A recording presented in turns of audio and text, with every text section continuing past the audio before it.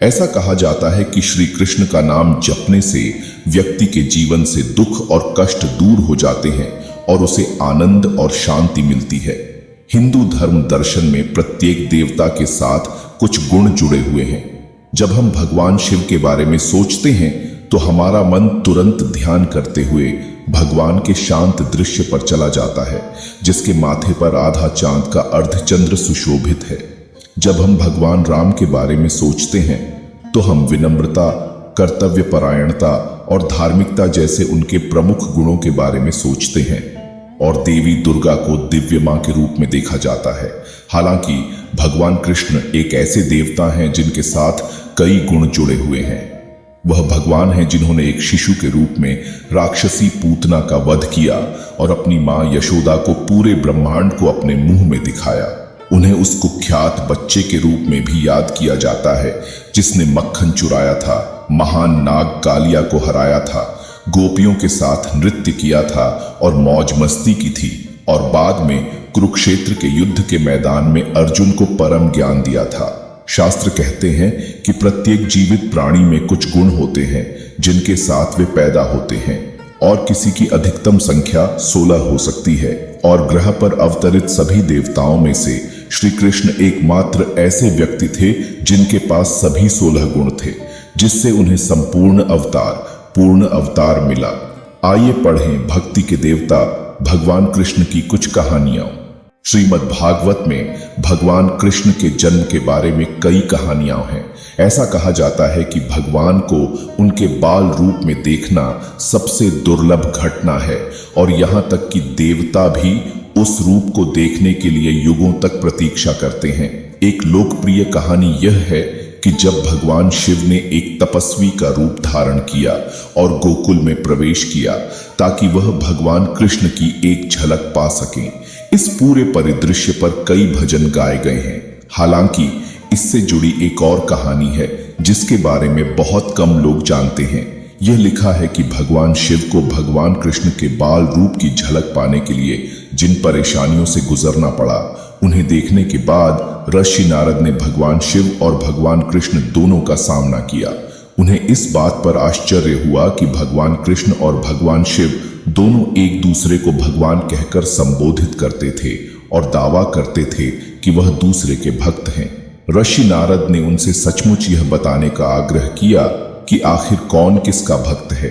भगवान शिव ने घोषणा की कि वह हमेशा भगवान कृष्ण के भक्त रहे हैं, और उन्होंने जो भी रूप धारण किया है, भगवान शिव उनके लिए एक भक्त और एक सेवक की भूमिका निभाने में कामयाब रहे हैं। भगवान शिव ने आगे तर्क दिया कि वह भगवान कृष्ण के सबसे बड़े भक्त हैं। इस पर भगवान कृष्ण मुस्कुराए और तुरंत प्रतिवाद किया कि चूंकि भगवान शिव उनके भक्त थे, इसलिए वे स्वतः ही उनके भक्त बन गए।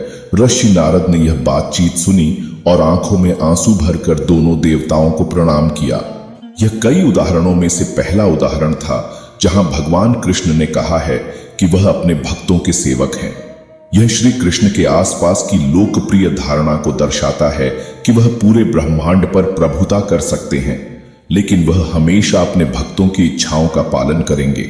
जैसे भगवान शिव को देवों के देव के रूप में जाना जाता है, वैसे ही भगवान कृष्ण को भक्तों के भक्त के रूप में जाना जाता है। भगवान कृष्ण के बारे में कहानियों का उल्लेख करना कठिन होगा, उनके प्रति उनकी गोपियों की भक्ति के बारे में बोले बिना। ऐसा कहा जाता है कि एक दिन सभी गोपियों ने कृष्ण के लिए एक भव्य दावत बनाने का फैसला किया था। उन्होंने अपने घरेलू काम पूरे कर लिए और फिर अपने प्रिय कृष्ण के लिए उत्तम भोजन बनाने के लिए घंटों काम किया। घंटों के प्रयास के बाद उन्होंने सभी व्यंजनों को अलंकृत बर्तनों में पैक किया और नंदरा भगवान कृष्ण के पिता के घर चले गए। जब वे घर में दाखिल हुए तो उन्होंने देखा कि मेज के चारों ओर मेहमान बैठे थे और बीच में कृष्ण बैठे थे, जो मां यशोदा से हाथ धुलवा रहे थे। जब मेहमानों ने गोपियों और उनके द्वारा लाए गए भोजन को देखा तो वे तुरंत दोषी महसूस करने लगे, क्योंकि उन्होंने अभी अभी रात का भोजन समाप्त किया था। सभी ने सोचा कि गोपियां अपनी सारी मेहनत बर्बाद देखकर दुखी होंगी, लेकिन गोपियों की नजरें केवल भगवान कृष्ण पर थीं और वे उन्हें देखती रहीं।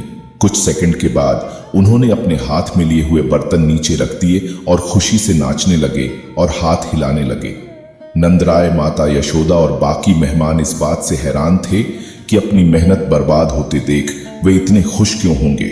एक अतिथि ने साहस करके गोपियों से उनकी प्रसन्नता का कारण पूछा। गोपियां अपनी मस्ती में रुक गईं और हंसते हुए कहा कि जितने घंटे उन्होंने असाधारण भोजन बनाने में बिताए, वे कृष्ण के चेहरे पर संतुष्टि के भाव की कल्पना करती रहीं जब वह इसे खा लेंगे।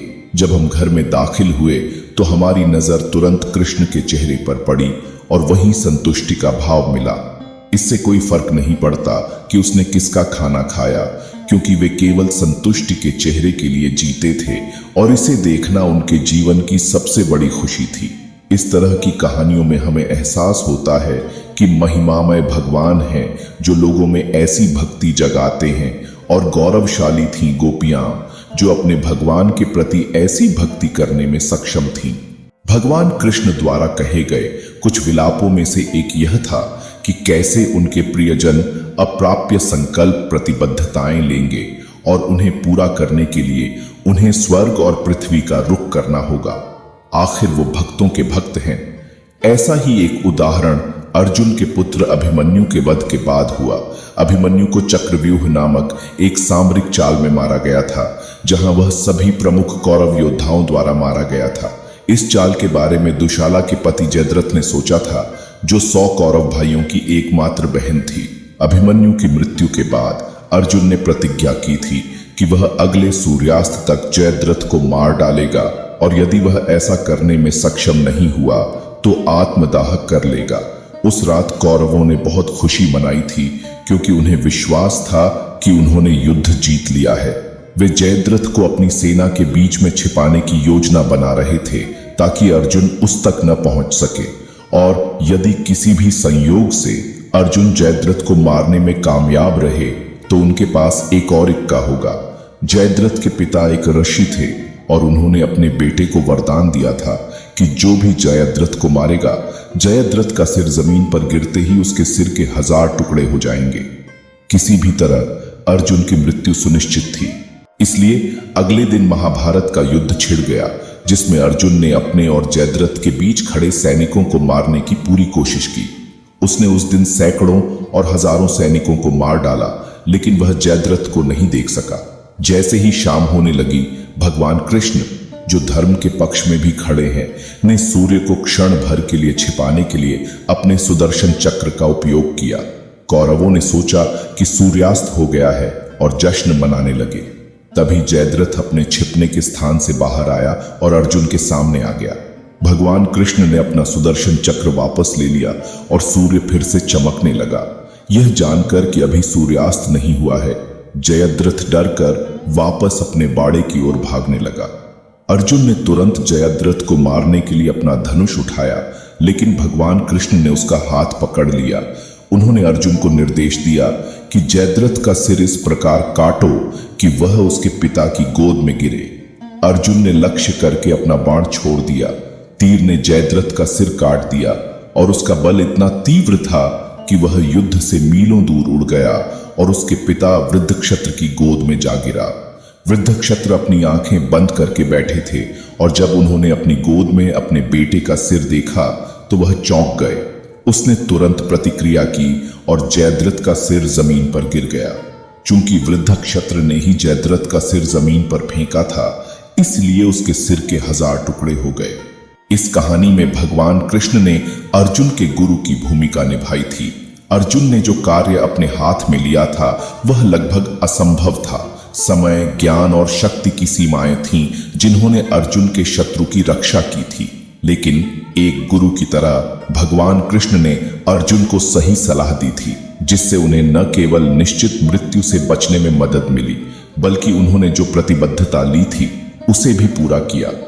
हमारे जीवन में भी यह हमारे गुरु का ज्ञान और आशीर्वाद है जो हमें उन असंभव परिस्थितियों से निपटने में मदद करता है जो भाग्य हमारे सामने लाता है।